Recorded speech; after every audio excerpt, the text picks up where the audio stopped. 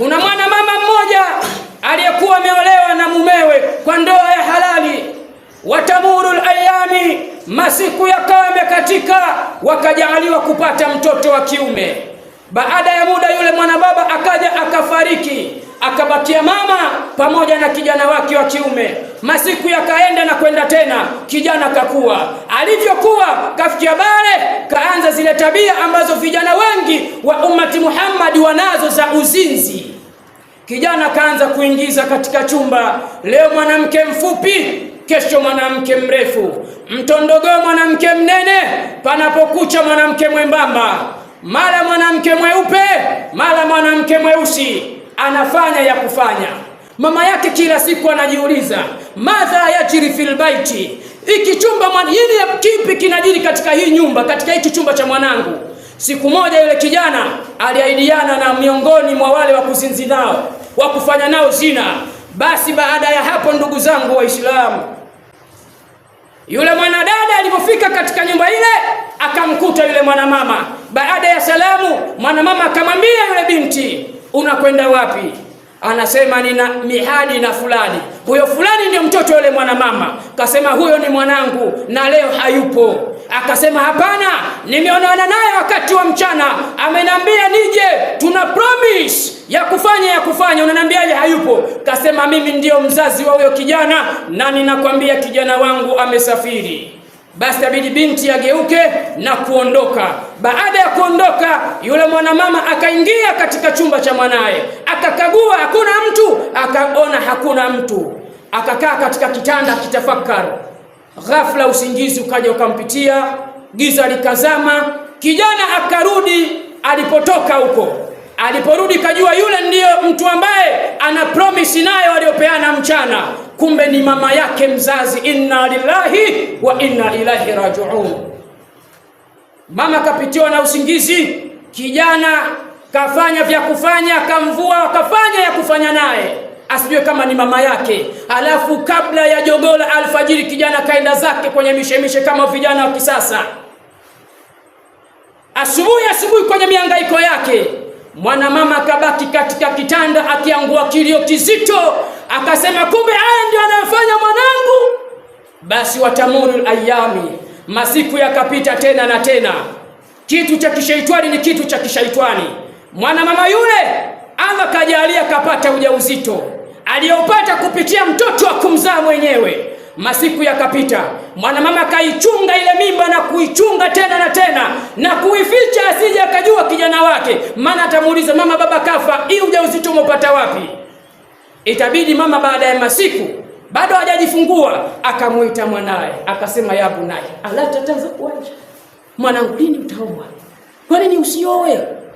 Leo unaingiza mwanamke huyu, kesho mwanamke huyu, kesho kutwa mwanamke huyu, mtondogoo mwanamke huyu, mpaka lini mwanangu? Kwa nini usioe?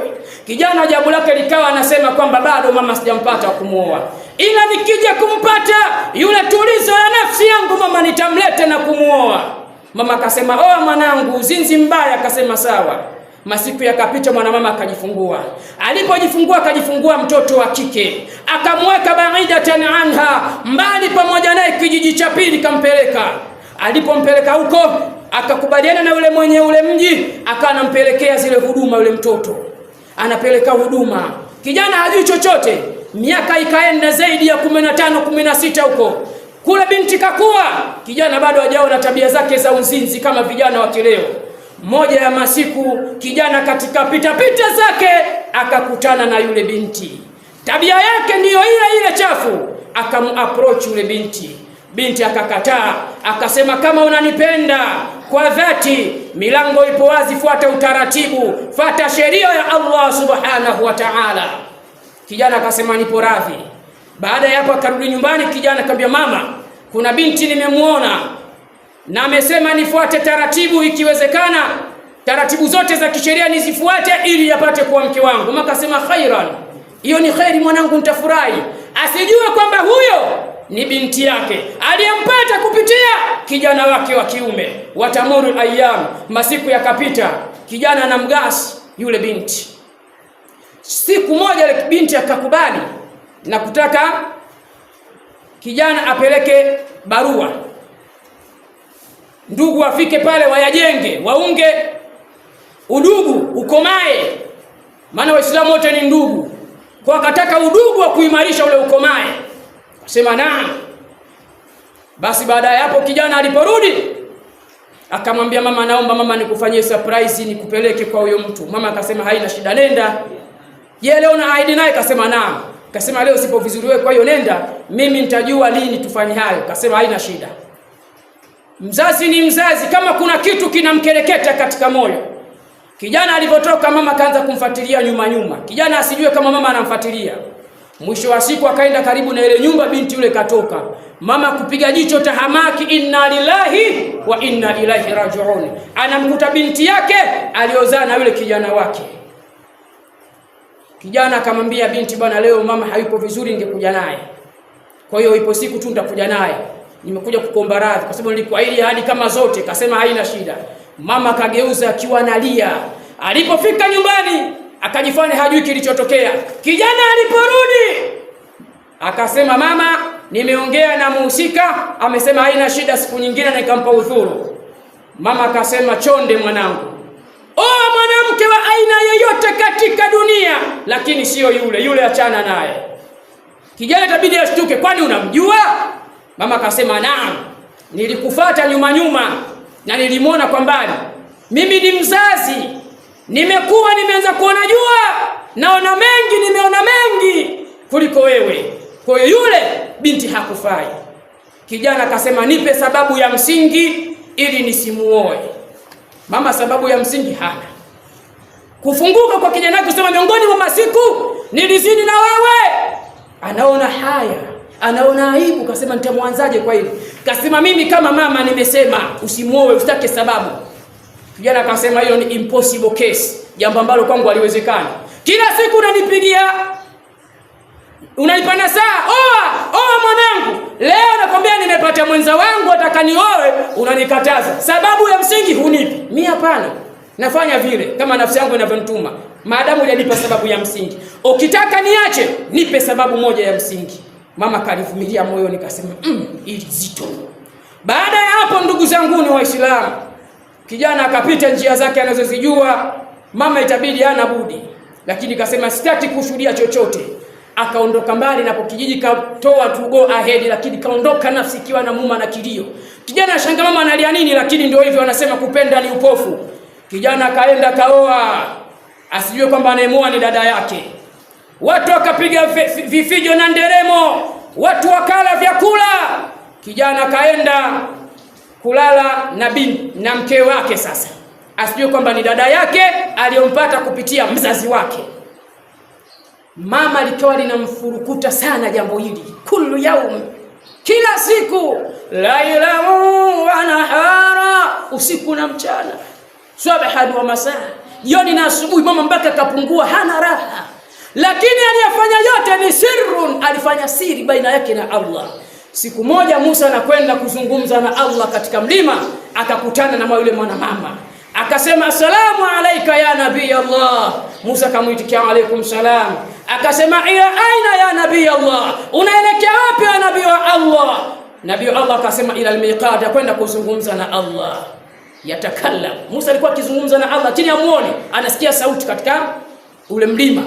Basi mwanamama akamwambia Musa, hebu kienda kuzungumza na Allah, niulizie jambo hili kwa Allah. Aina ana, position yangu kwake Allah ipoje? Afil jannati ana am fil nar. Je, mimi ni mtu atakayeniingiza peponi au ni mtu wa motoni?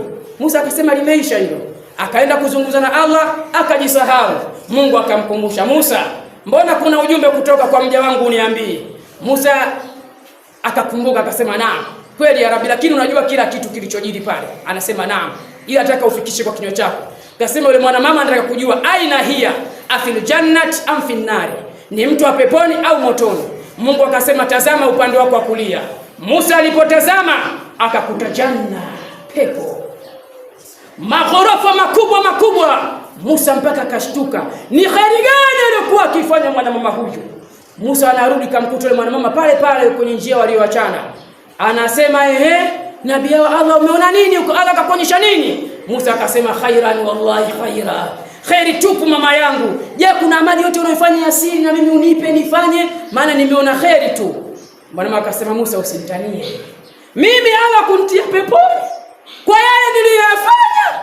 Musa kashtuka, kwani umefanya kipi? Akasema kweli ibada nafanya, adhkari nafanya, lakini kuna jambo nahisi mimi katika viumbe wa Allah hakuna kiumbe mbaya kama mimi, hakuna mwanamke mchafu kama mimi. Kaanza kutoa siri, kaanza kubwabwaja kupitia ulimi. Maafatul lisani, madhara ya ulimi. Ndugu zangu Waislamu, mwanamama kaanza kusema nilizaa, niliolewa, kisha nikazaa kama nilivyosimulia, kisha siku moja kijana wangu kwa kufanya tabia za uzinzi, nikamfukuza miongoni mwa watu ambao na promise naye, nikaingia mie, usingizi ukanipitia. Kijana aliporudi kafanya ya kuwafanyia wale wanaofanyiaga, nikapata ujauzito, nikazaa mtoto wa kike. Huyo mtoto wa kike kijana wangu wa kiume ndio kamuoa. Kwa mtu na dada yake, kwa lugha nyingine mtu na baba yake. Inakuwaje Allah niingize katika pepo Musa mtu? Hebu kesho kaniulizie tena. Kesho ikafika, Musa kaenda kuuliza tena. Baada ya kuongea na Allah, kasema Rabbi, yule mwana mambo anasema aelewi position yake ipi? Mungu kasema jana si nilikuonyesha? Kasema naam, lakini bado hajaridhika. Kuna jambo amenisimulia. Allah kasema tazama kushotoni kwako. Musa alipotazama akakuta naru, moto. Cheche zake kama majumba. Sikwambii nyumba yako ina nyumba 10, 20, 30. Moto wa jahannam, cheche kama majumba. Ile mighorofa mikubwa, hiyo cheche sikwambii moto wenyewe. Musa kuona kashtuka, akasema mbona mambo yamekuwa complicated? Inawezekana vipi? Jana unaonyesha pepo, leo kanionyesha moto. Inawezekana vipi mtu mmoja kukaa peponi na motoni wakati mmoja?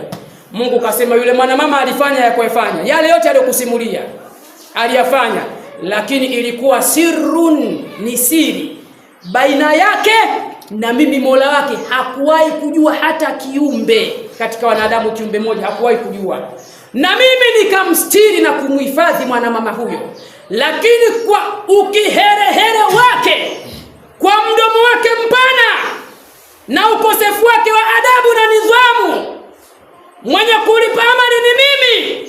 Lakini kaenda kukusimulia wewe tukio nilifanya ambao ni baya, sikulipenda, lakini nilimsamehe, nilikuwa radhi kumsamehe, lakini ulimi wake umemponza. Mwambie pala pake ni motoni. Angalia ndugu zangu Waislamu, maafatul lisani, madhara ya ulimi. Mwanamama huyu kama mngetunza siri akatubia, ilikuwa ni kheri kwake, lakini mdomo hakustahimilisha.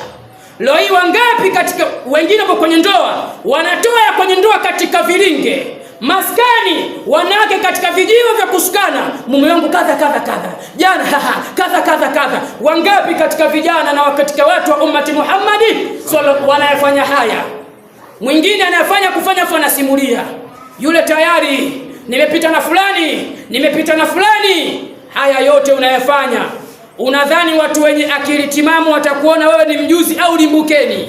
Bila shaka utakuwa wewe ni limbukeni. Ndugu zangu, ulimi ni katika madhara, katika kiungo ambacho kitatuingiza wengi motoni. Tumuombe Allah tujalie tu minal ladhina yastami'una alqawla fayatabi'una ahsana.